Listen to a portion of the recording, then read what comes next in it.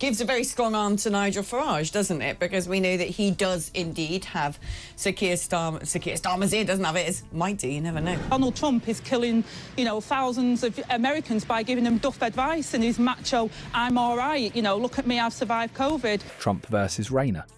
A clash of titans or a political mismatch?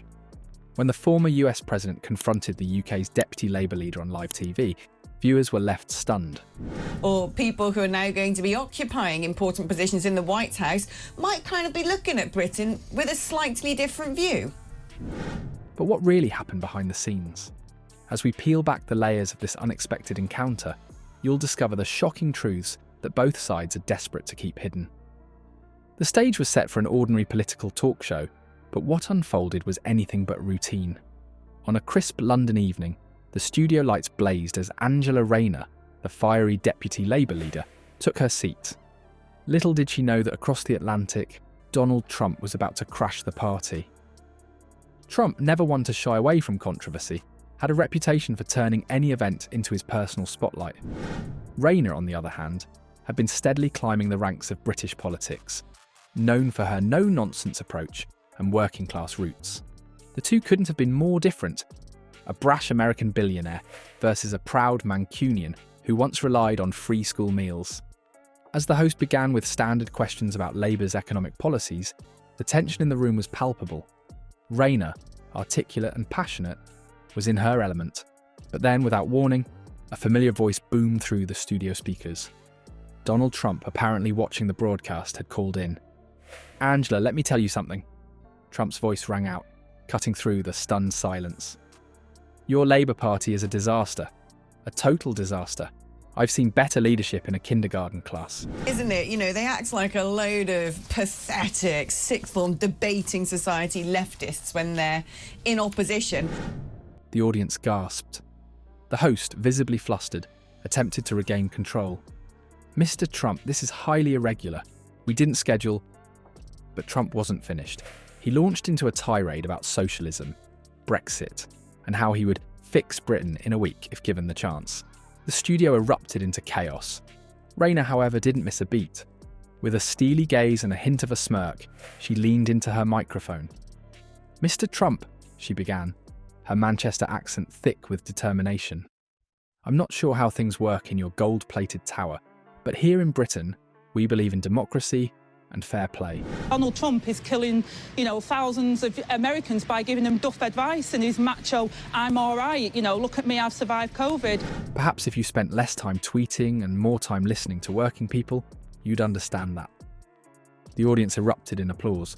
Trump, momentarily stunned, tried to interject, but Rayner wasn't done. She systematically dismantled his arguments point by point, with a mixture of hard facts and withering sarcasm.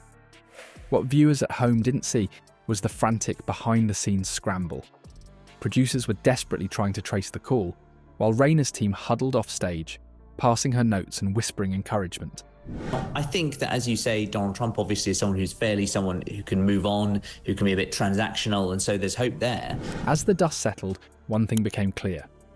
This wasn't just a clash of personalities, but a collision of two vastly different political worlds.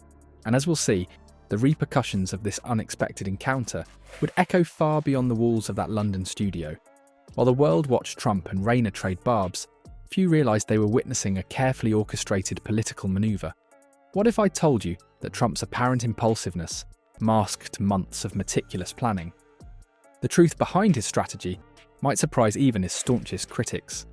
Trump's decision to confront Angela Rayner wasn't a spur-of-the-moment outburst. It was a calculated move in a larger game of political chess. His recent comments on UK politics have been increasingly critical. I've been looking at what's going on in Britain, whether it's talking about the clampdown on free speech. Elon Musk has gone to town on that one. Particularly targeting Labour's leadership under Keir Starmer. Trump has gone as far as labelling Starmer a threat to democracy for decisions like the controversial cancellation of local elections. But why focus on Rayner? The former president's strategy seems to be part of a broader attempt to influence UK politics by aligning with figures like Elon Musk and Nigel Farage. Well, I think you've also got to remember that you do aspire in politics to go into government. That's why you stand for election to Parliament. That's why you're campaigning as a member of the Labour Party. These alliances indicate a significant shift in political dynamics, with Trump positioning himself as a defender of free speech and innovation on the global stage. By confronting Rayner, he's not just attacking Labour, he's making a statement about his continued relevance in international affairs. Trump's talking points during the confrontation were carefully chosen. He hammered on issues like socialism, Brexit, and Labour's economic policies. His debate tactics were classic Trump: bold statements, personal attacks, and attempts to put Rayner on the defensive. But Rayner's quick retorts suggest Trump might have underestimated his opponent. Political analysts are divided on Trump's strategy.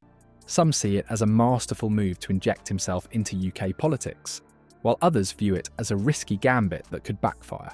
Doesn't matter. We're making the calls. We're having great diplomatic relations. I kind of think with someone like Donald Trump, he'll be like, yeah, whatever.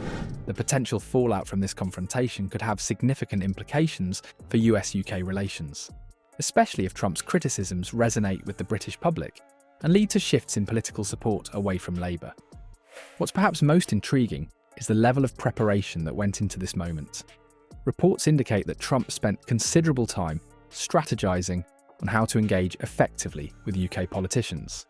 He focused on voter engagement and leveraging social media, reflecting a calculated approach to influence UK politics from across the Atlantic. And of course, when we have the leaders appearing on the world stage, it's very likely, for instance, that members of the international press or members of the international community may well bring up those comments once again. As we shift our focus to Rayner's position in this political chess game, one thing is clear: the board has been shaken and the pieces are moving in unexpected ways. How will Labour respond to this transatlantic challenge? As Labour face this unexpected transatlantic challenge, all eyes turn to Angela Rayner. But who exactly is this rising star? And how did she transform from a care worker to Trump's unexpected sparring partner? Rayner's journey to the political spotlight is as surprising as her confrontation with the former US president. Angela Rayner's reputation for straight talk has made her a formidable force within the Labour Party. Her candid approach to complex issues has resonated with many voters, particularly those tired of political doublespeak. But this directness was put to the test when she faced Trump's unexpected onslaught. Rayner's response to Trump's criticisms was a masterclass in political rhetoric.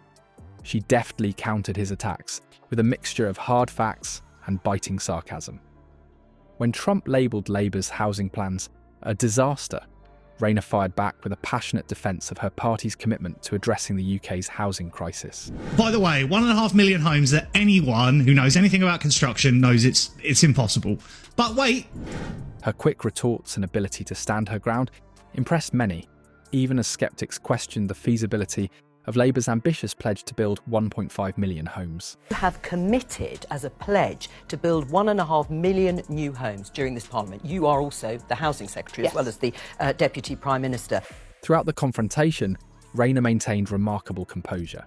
Her body language exuded confidence, and her tone remained steady, even as Trump's voice boomed through the studio speakers. This poise under pressure only served to heighten the contrast between her measured responses and Trump's bombastic style. Social media exploded with reactions to the clash.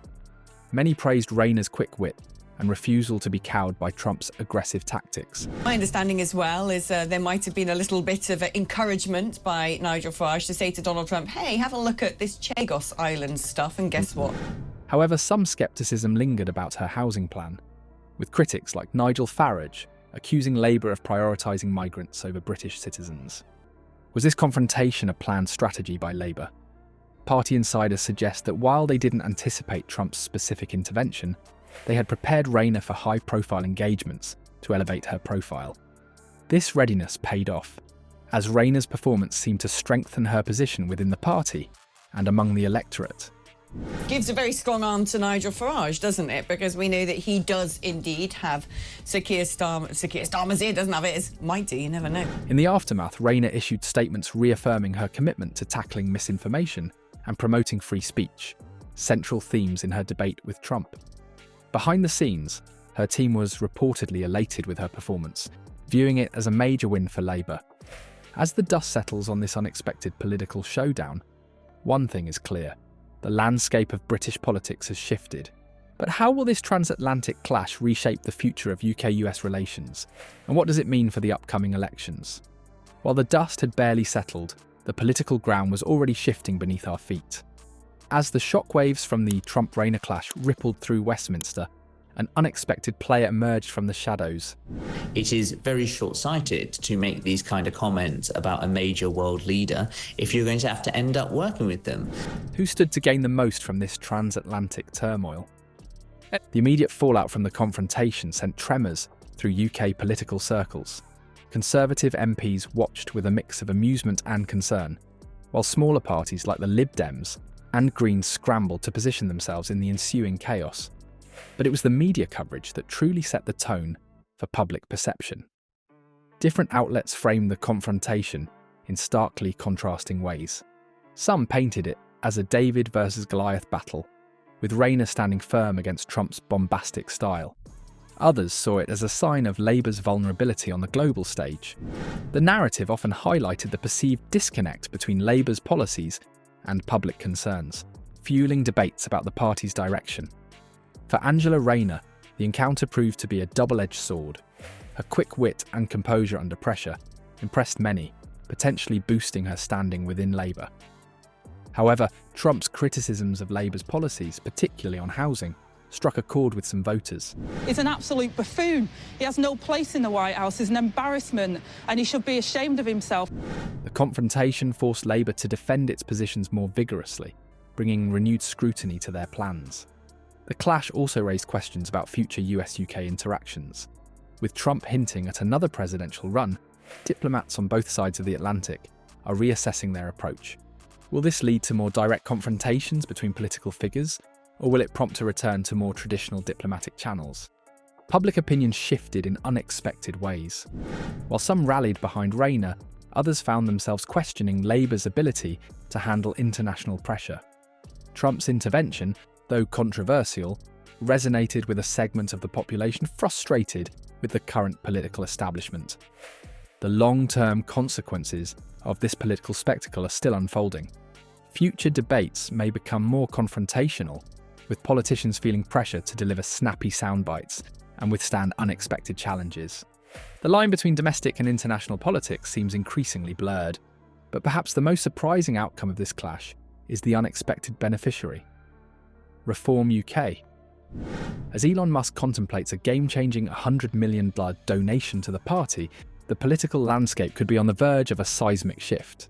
Could this be the beginning of the end for the traditional two-party system in Britain? As we prepare to wrap up our analysis of this extraordinary encounter, one thing is clear: the rules of political engagement are changing, and the impact will be felt far beyond the borders of the United Kingdom.